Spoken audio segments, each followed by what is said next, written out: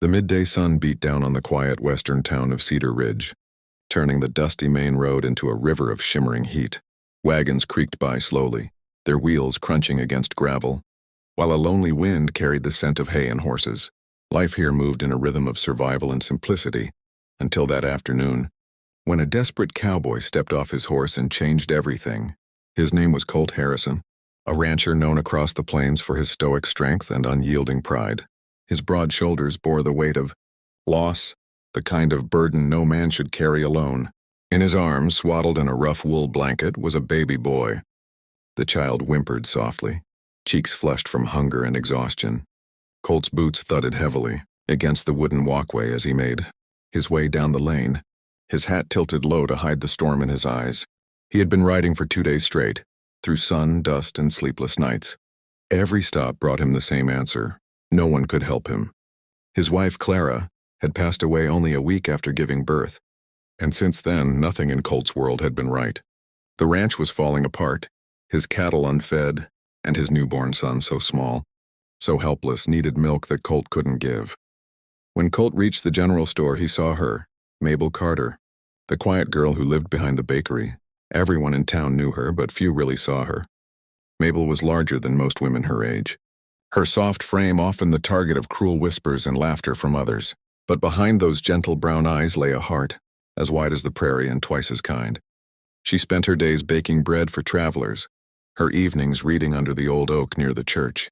That day she was sitting on a bench, holding a small basket of biscuits wrapped in cloth, when Colt stumbled toward her. His face was pale, lips trembling. The baby in his arms let out a weak, broken cry, sound that pierced through the noise of the street like a plea from heaven.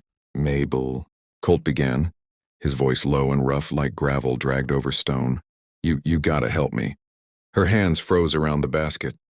Help you? "What's wrong?" He swallowed hard. "My boy. He ain't eaten in near 2 days. I don't know what to do.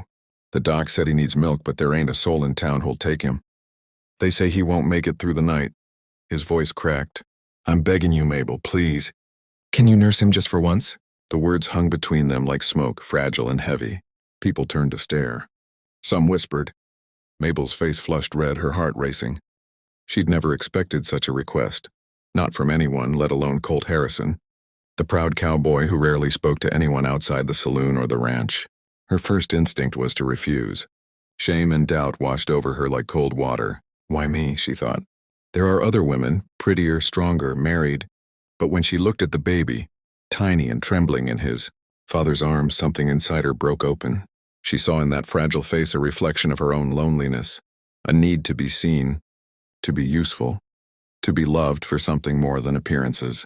Without another word, she stood, setting the basket aside. "Give him here," she whispered. Colt hesitated. "You mean you'll do it?" She nodded. "I can't let a baby starve, Mr. Harrison, not while I can help." The cowboy's knees nearly gave way from relief. He knelt before her, lowering the baby into her arms with trembling hands. "Thank you, Mabel," he said, his voice cracking. "I don't know how I'll ever." "Don't thank me yet," she said softly, adjusting the small bundle against her chest. "Let's just make sure he makes it through today." The baby began to whimper again, but as she held him closer, her warmth seemed to calm him. Colt watched, wide-eyed, as the crying stopped, replaced by the steady rhythm of breathing. The sight hit him like a prayer answered. The tension in his shoulders eased, and for the first time in days, hope flickered behind his tired eyes. They sat there, the three of them, in silence for a moment. Around them, the noise of the town faded. The blacksmith's hammer paused mid-swing. A horse snorted softly nearby. It was as if time itself had bowed in reverence to the simple, sacred act unfolding under that sun. When the baby finally fell asleep, Mabel looked up at Colt. "He's a strong one," she said gently. "Just needs care. And love." Colt's throat tightened. "You saved him." "I just did what anyone should have done," she said, though her eyes shimmered with emotion.